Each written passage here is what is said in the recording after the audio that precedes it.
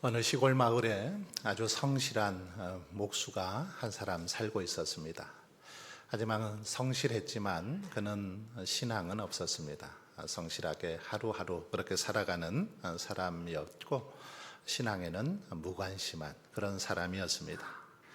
어느 날 교회에서 이렇게 작은 좀 수리가 필요해서 이 사람에게 부탁을 했습니다. 그래서 이 사람이 교회에 와서 수리를 하던 중에 이 강대상 밑에서 아주 오래된 그런 성경책을 한 권 발견하게 됩니다. 그래서 잠깐 이렇게 짬을 내서 성경을 읽다가 십자가에 주님께서 못 박히는 장면을 읽게 됩니다. 그 후 이제 그는 다시 손에 망치를 들고 망치질을 하려고 하는데 순간 문득 읽었던 성경 말씀이 떠오르는 것입니다. 예수님을 십자가에 못 박았던 그 모습이 이렇게 떠오르는 것입니다. 그래서 자신이 혹시 예수님을 못 박은 것은 아닌가 하는 그런 강한 생각이 들면서 그 순간 손이 멈추어졌고 도저히 못질을 할 수 없었습니다. 그리고 하염없이 눈물이 흘러내리기 시작했습니다. 그는 그날 이후 예수님을 믿게 되었고 이제 신실한 그리스도인의 삶을 살게 되었다라는 그런 이야기가 있습니다. 여러분, 바로 이것이 말씀의 능력이요 힘인 줄 믿습니다. 하나님의 말씀을 읽자 그 말씀에 찔림이 있었고 감동이 있어서 그렇게 그가 예수 그리스도를 구주로 믿고 영접하는 놀라운 역사가 일어났다라는 것입니다. 여러분, 하나님의 말씀은 살아 있습니다. 활력이 있죠. 그래서 우리의 혼과 영과 및 관절과 골수를 찔러 쪼개는 능력이 있는 것입니다.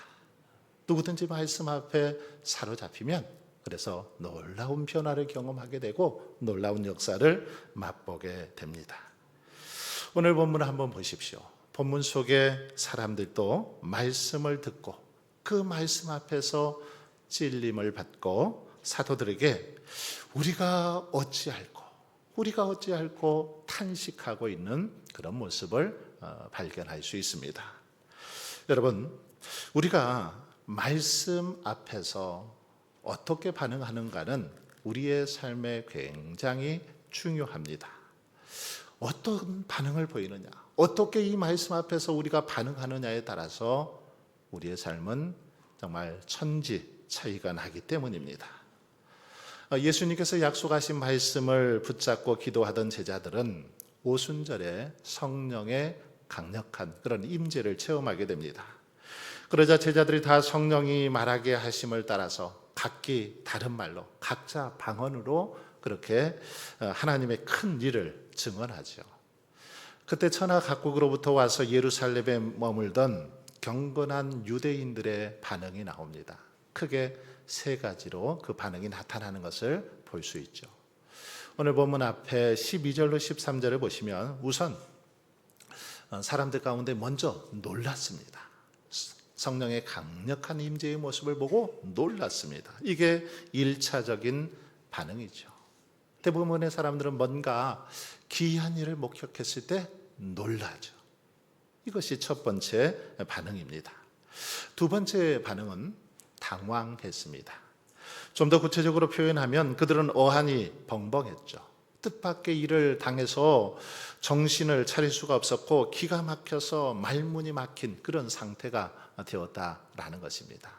그리고 이제 세 번째 반응은 일부 사람들이 아주 재빠르게 그 상황에 대해서 결론을 내리고 있는 그런 모습을 볼 수 있습니다. 즉 예수님의 제자들이 술에 취해서 이렇게 이상한 소리를 한다라고 그들을 조롱하고 비판하는 그런 모습을 볼 수 있습니다.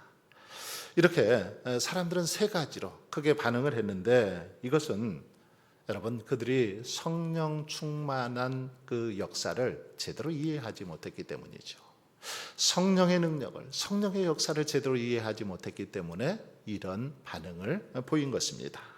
즉 놀라든 어안이 벙벙하든 술에 취해서 그렇다고 조롱하든 이 사람들은 성령의 그 능력을 잘 몰랐기 때문에 이렇게 지금 반응하고 있는 것입니다. 그런데 여러분, 이러한 모습은 오늘날에도 우리의 그 주변에서 흔히 볼 수 있습니다. 우리가 신앙생활을 하다 보면 이런 모습 쉽게 찾아볼 수 있죠. 특별히 기독교를 잘 알지 못하는 사람들, 성령의 능력, 예수 그리스도의 사랑을 온전히 알지 못하는 사람들은 기독교를 심히 이렇게 조롱하고 비판하는 경우들이 많이 있습니다. 예를 들면 이 만들어진 신이라는 그런 책이 있죠. 리처드 도킨스가 쓴 무신론자인 그가 쓴 책인데, 그는 다음과 같이 그 신의 존재를 비판하고 있습니다. 조롱하고 있죠. 도킨스는 첫째, 기독교는 신비롭고 정교한 우주의 기원이나 여러 자연 현상의 배후에 창조자인 하나님이 계시다라고 그렇게 주장하는데, 그는 이런 것들은 하나님과 같은 존재가 없어도 과학으로 충분히 풀 수 있다, 이렇게 말하고 있습니다. 두 번째로, 종교는 과학적 증거가 아니라 믿음에 근거하고 있는데 이것은 엄격한 증거에 토대를 둔 과학 정신과 부딪히고 현대 사회에는 맞지 않는다, 이렇게 비판을 하기도 합니다. 또한 종교는 시대적 문화적 편견에 사로잡혀 우리가 살고 있는 세계에 대해서 제한적인 모습밖에 설명하지 못하지만 과학은 훨씬 보편적이어서 장엄하고 제한이 없는 설명을 할 수 있다라고 비판하죠. 그러면서 종교가 필요 없다라고 주장하기도 합니다. 또한 그런 종교란 결국 선이 아니라 악에 이르게 된다, 그러면서 예를 들어서 이슬람 극단주의, IS 같은 그런 테러 집단을 예를 들면서 이런 그 무고한 집단에 의해서 사람들이 많이 죽어갔으니 종교나 또 신의 존재는 필요 없다라고 주장하면서 기독교를 조롱하는 그런 모습을 볼 수 있습니다. 여러분, 그런데 안타까운 것은 많은 학생들이 전혀 여과 없이 이런 그 내용들을 그대로 답습하고 있다라는 거죠. 받아들이더라는 것입니다. 그리고 과학 만능주의에 빠져서 점점 교회를 떠나가는 그런 모습 우리 주변에서 찾아볼 수 있습니다. 여러분, 하지만 이 땅에는 과학으로 설명할 수 없는 일들이 비일비재합니다. 믿음, 이 믿음은 절대로 과학으로 설명이 안 되죠. 어떻게 믿음을 과학으로 설명할 수 있겠습니까? 왜 우리가 기적이라고 말합니까? 기적, 이 기적은 과학으로, 이성으로 설명할 수 없기에 기적이라고 그렇게 하는 거죠. 우리 주변에는 리처드 도킨스처럼 이렇게 뛰어난 과학자들, 이 무신론자들이 많이 있습니다. 하지만 그러나 정말 제대로 된 과학자들, 정말 진정한 그 과학자들은 하나님의 존재를 오히려 인정하고 시인하는 것을 볼 수 있습니다. 과학을 깊이 연구하면 할수록 과학으로 증명할 수 없는 일들이 너무나도 많이 있기에 오히려 하나님을 인정하고 하나님을 더 잘 믿는 그런 과학자들도 많이 있더라는 거죠. 프랜시스 콜린스 같은 학자는 인류 최초로 31억 개의 유전자 서열을 해독했습니다. 우리 몸의 그 유전자 지도를 완성했던 그런 자가 바로 프랜시스 콜린스인데, 그는 코로나19 팬데믹 기간에는 최고 책임자로 이 바이러스에 대한 그 바이러스에 대응했던 사람이기도 합니다. 그런데 그는 오히려 자신의 과학 연구로 인해서 신앙이 더욱 풍성하게 되었다라고 고백하고 있습니다. 연구하면 할수록 더 하나님의 그 놀라운 능력을 인정하지 않을 수 없었다라는 것입니다. 그런데도 안타깝게 기독교 신앙에 대한 비아냥과 조롱, 오늘날도 계속되고 있는 것을 볼 수 있습니다. 여러분, 이런 현실 가운데 우리는 어떻게 살아가야 할까요? 어떻게 해야 합니까? 우리 스스로 기독교의 신앙에 대한 자부심을 잃어버리고 믿음을 저버려야 합니까? 오늘 본문에서 베드로는 이러한 자들을 향해서 뭐라고 외치고 있습니까? 오늘 본문을 통해서 그에 대한 답을 찾아보고자 합니다. 14절부터 보십시오. 베드로는 성령 충만을 이해하지 못하고 심지어 조롱하는 그들을 향해서 소리를 높여 설교하고 있습니다. 뭐라고 설교합니까? 먼저 자신을 비롯한 제자들이 지금 술에 취한 것이 아니다 라고 그렇게 말하죠. 너희들은 우리가 술에 취했다고 그렇게 조롱하고 있는데 우리는 술에 취한 것이 아니다 라고 밝힙니다. 그러면서 구약성경 요엘서 2장 28절을 말씀을 통해서 성령의 임재를 설명하고 있습니다. 자, 그렇다면 왜 베드로는 요엘 말씀을 인용했을까요? 그 핵심은 뭡니까? 요엘은 우리가 잘 아는 것처럼 구약 시대에 성령의 임재를 경험했던 사람이 바로 요엘 선지자지요. 그는 하나님의 때가 되면 하나님의 영을 모든 육체에 부어 주신다라고 그렇게 예언했던 자가 요엘 선지자입니다. 누구든지 성령 충만을 경험할 수 있다라고 그렇게 강조했던 자, 요엘 선지자죠. 그런데 바로 그 예언의 말씀이 오순절 마가 다락방에 임하게 되었다라는 것입니다. 그러니 베드로는 자신들이 지금 아침부터 이렇게 성령에 취해서 이렇게 헛소리하는 것이 아니다라고 힘주어서 설명하고 있습니다. 그리고는 요엘 2장 32절의 말씀을 인용해서 누구든지 주의 이름을 부르는 자는 구원을 받을 것을 선포하고 있습니다. 그러면서 너희들이 불러야 하는 주님은 나사렛 예수인데 바로 너희 곧 유대인들이 그 예수 그리스도를 십자가에 못 박아 죽였다라고 고발하죠. 하지만 그 예수님은 십자가에 못 박힌 그 예수님은 다시 3일 만에 부활하셨음을 그렇게 증거하고 있습니다.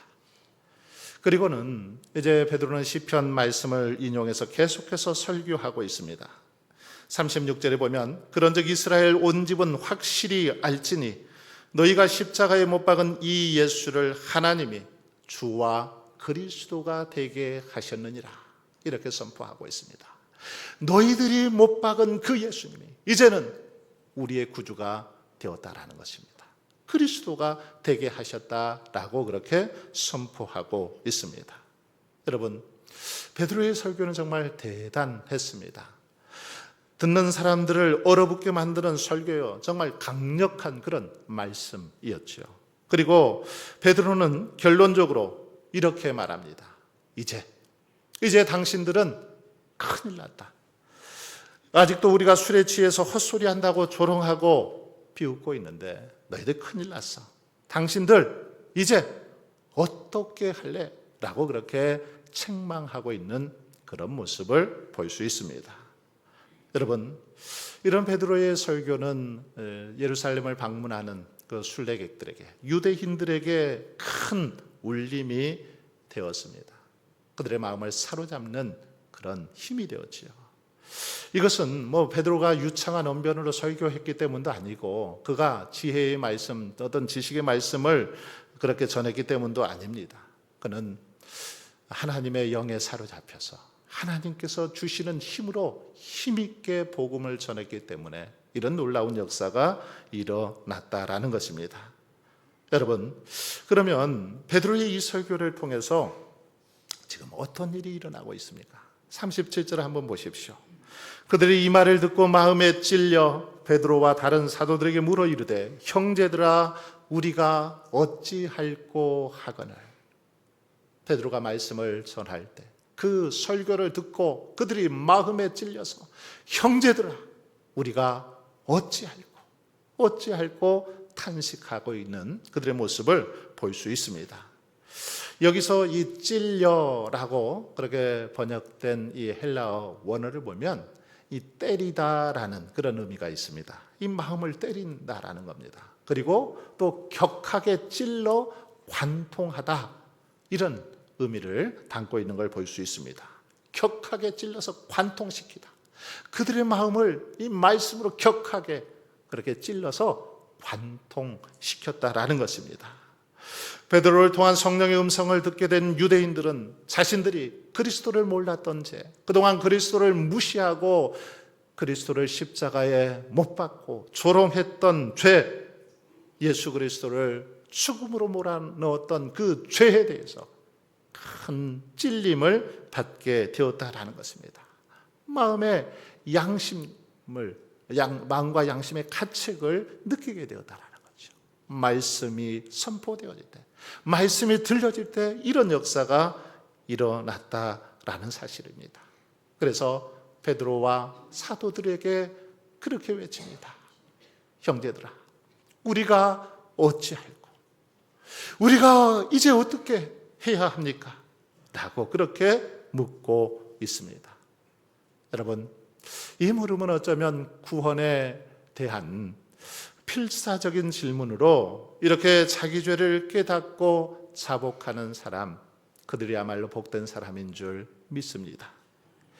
잠언 기자는 자기의 죄를 숨기는 자는 형통치 못하나 죄를 자복하고 버리는 자는 불쌍히 여김을 받으리라 말씀하셨기 때문입니다.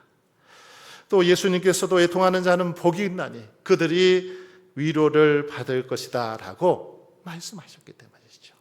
말씀 앞에서 찔려서 애통하고 자복하고 있는 그들이야말로 복되다라는 것입니다. 그러므로 자신들의 불신앙의 죄를 깨닫고 우리가 어찌할꼬 울부짖는 그들은 참으로 복됩니다.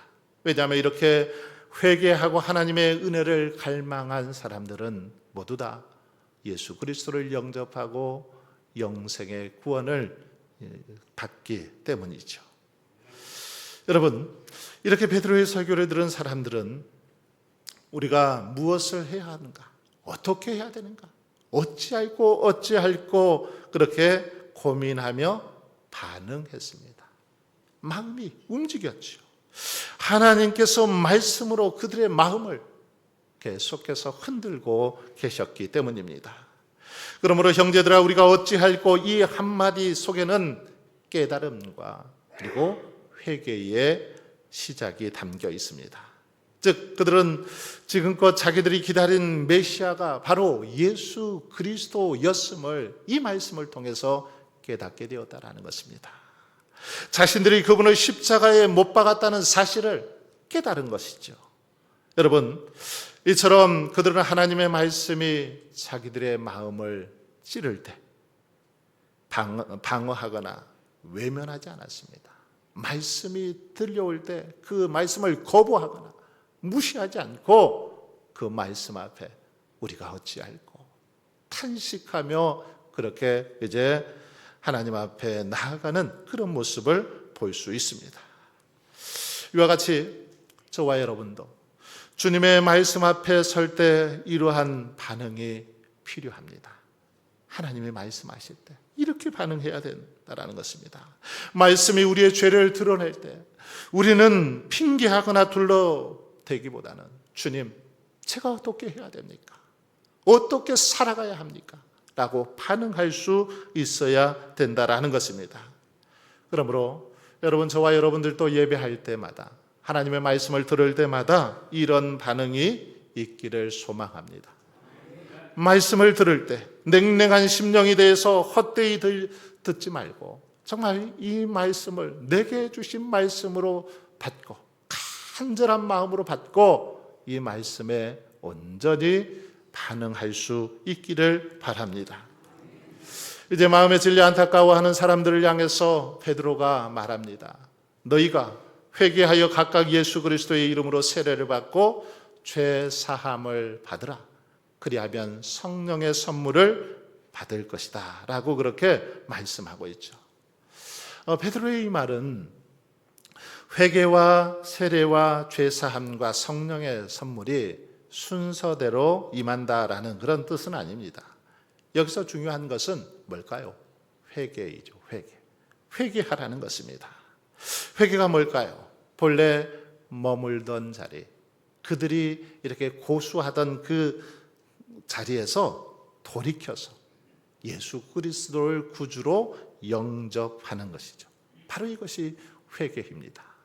자신들이 고수하던 그 자리를 버리고 주님께로 돌아서서 예수 그리스도를 영접하고 주님의 뜻을 따라 살아가는 것입니다. 그래서 이전과는 다른 삶을 살아가는 것, 진정한 회개의 모습입니다. 그렇습니다.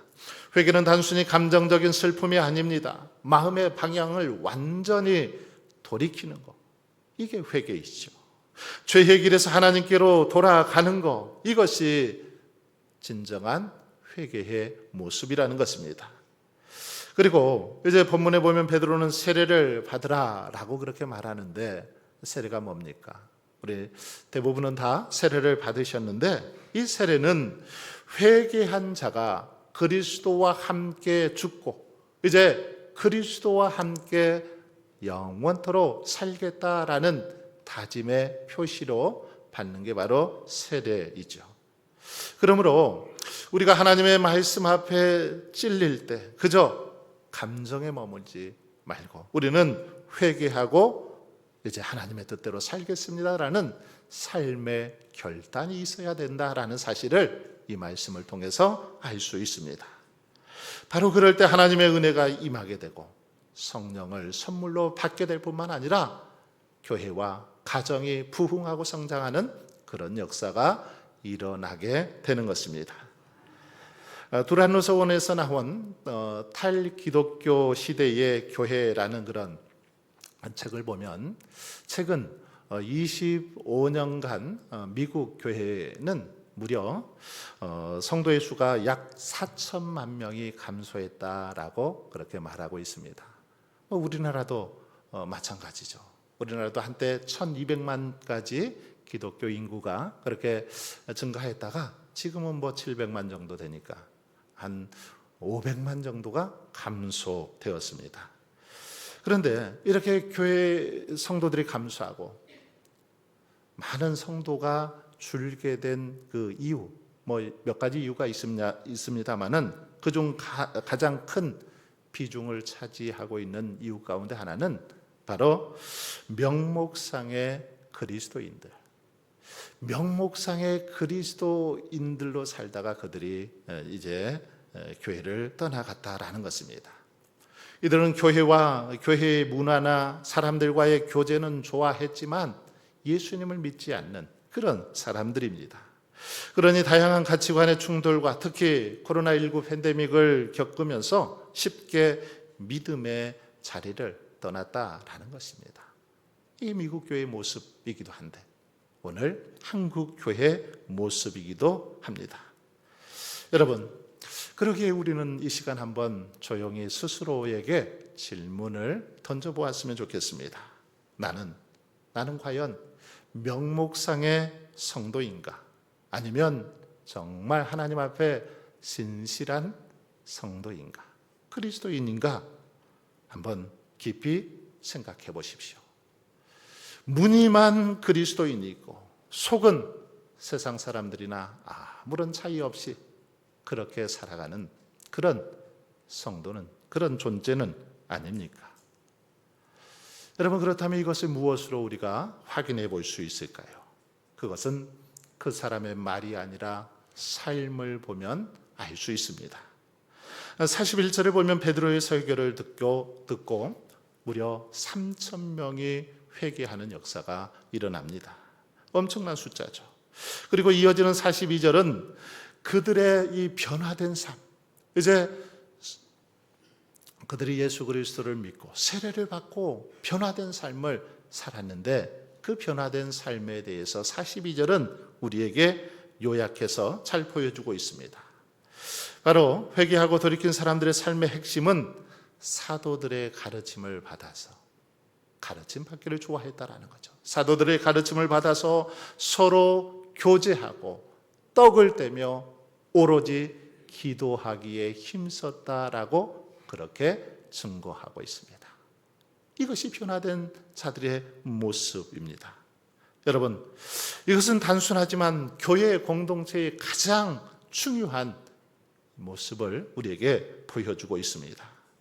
43절 이하의 말씀도 마찬가지죠. 말씀으로 찔림을 받은 사람들, 그래서 우리가 어찌할꼬 탄식했던 그 사람들이 회개하고 이제 돌이켜 새로운 삶을 살게 되니 어떤 역사가 일어납니까? 매우 아름다운 그런 공동체가 탄생하게 되죠. 어떤 공동체입니까? 바로 초대교회입니다. 이렇게 해서 초대교회가 탄생하게 됩니다. 사랑하는 성도 여러분, 오늘 본문 속에 유대인들은 하나님의 말씀을 듣고 마음에 찔렸습니다. 그래서 우리가 어찌할꼬, 우리가 어떻게 살아야 하느냐고 그렇게 하나님 앞에서 탄식했습니다. 여러분, 이 탄식은 당시 유대인들에게만 있는 탄식은 아닙니다. 유대인들에게만 해당되는 것이 아닙니다. 지금 오늘 이 시대를 살아가는 그리스도인들, 오늘 이 시간에 예배하고 있는 저와 여러분들에게도 주시는 바로 성령의 질문입니다. 여러분, 오늘 우리들에게도 이런 탄식이 있어야 될 줄 믿습니다. 하나님 앞에서 우리의 삶을 돌아보고 어떻게 사는 것이 복된 삶이고 어떻게 사는 것이 하나님의 온전하신 뜻을 이루어드리는 삶인지를 탄식할 수 있어야 합니다.